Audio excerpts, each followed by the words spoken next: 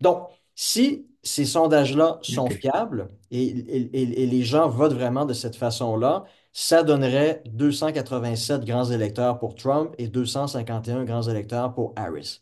Maintenant, ceci dit, Trump est quand même diabolisé par l'establishment, les médias traditionnels. Et ça, historiquement, lorsqu'on regarde dans les autres sociétés occidentales, des politiciens similaires qui ont toujours été associés aux extrémismes, à l'extrémisme de droite, au fascisme, on s'est rendu compte que ces gens-là, notamment Jean-Marie Le Pen aux États-Unis, en France plutôt, a Ouais. toujours vu ses intentions réelles être sous-estimées par les sondeurs. Et ça a été la grande tragédie des socialistes en 2002.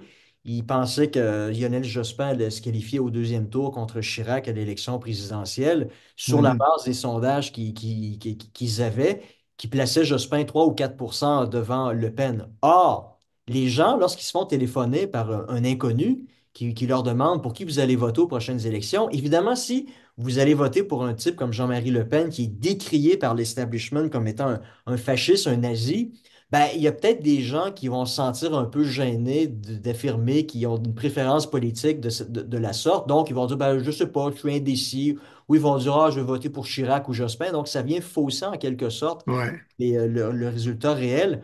Donc, c'est ce qui s'est passé en 2016. Dans le cas de Trump, ses intentions de vote ont été sous-estimées par les sondeurs. Donc, je me dis que c'est peut-être encore le cas aujourd'hui. Et si les intentions de vote de Trump sont sous-estimées, ne serait-ce que de l'ordre de 1%, 1% Mhm. seulement, mais ça veut dire qu'il y a deux États pivots qui passeraient dans le camp républicain. Donc, en l'occurrence, ici, le Michigan et le Wisconsin.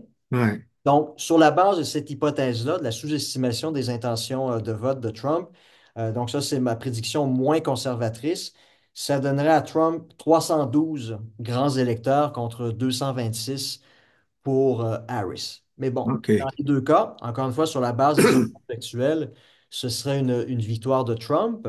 Et lorsqu'on regarde aussi les prédictions pour les élections au Congrès, donc le Oui. tiers des sièges au Sénat qui sont en jeu, lorsqu'on regarde les sondages, c'est sûr à 100% que les démocrates vont perdre leur sénateur au Montana.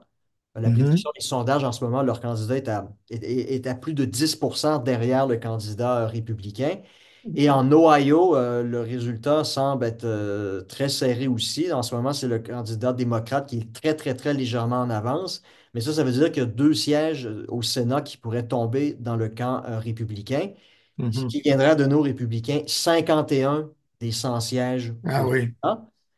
Et puis la Chambre des représentants, les républicains ont déjà le contrôle de la Chambre des représentants. Donc Mhm. habituellement, il n'y a pas beaucoup de mouvements Non, à ce non. niveau-là.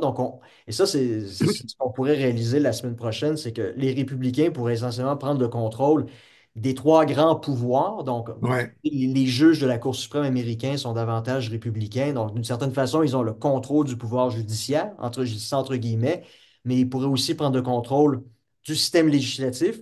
Donc, en l'occurrence, une majorité à la Chambre des représentants, puis une majorité aussi au Sénat, et aussi prendre le pouvoir, voir leur candidat Trump prendre le pouvoir, devenir président. Donc, pour les 2 prochaines années, ce serait vraiment, c'est déjà arrivé dans le passé, c'est déjà arrivé dans l'histoire Oui, oui. américaine, mais ça n'arrive pas souvent, c'est assez rare. Donc, il pourrait vraiment y avoir un super pouvoir républicain pour les deux prochaines années. Mhm. Donc,